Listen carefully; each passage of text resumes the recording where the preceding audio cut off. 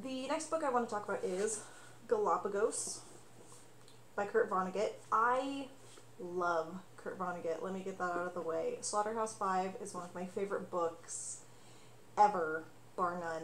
And Galapagos was good. It has his same kind of really punchy writing style, and the story is interesting. It's about humanity starting over on the Galapagos Islands and how people eventually evolve. But it comes off being much more preachy than Slaughterhouse-Five, which I guess is actually kind of hard because Slaughterhouse-Five is very, like, super anti-war.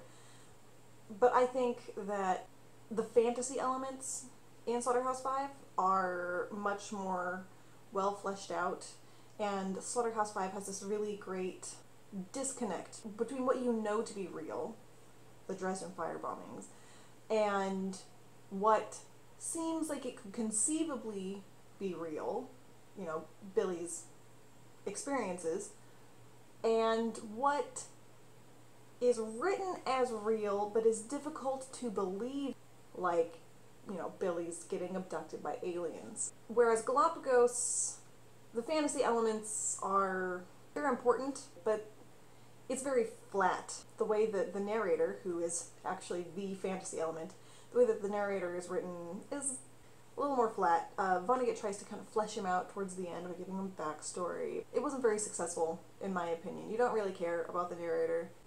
And honestly, you don't even really care about the characters in Galapagos, which maybe that's the point. You know, it's all about evolution, and when you come right down to it, on an evolutionary scale, none of us make any difference individually. So maybe, you know, I'm not supposed to care about Akiko or Hisako or Andrew McIntosh or Selena McIntosh, but it was surprisingly hard to read for a Vonnegut book, which is crazy because the chapter sections in a Vonnegut book are like a page and a half long max. So it was very weird to, on the one hand, be able to read through it quickly, but on the other hand, not want to read through it quickly.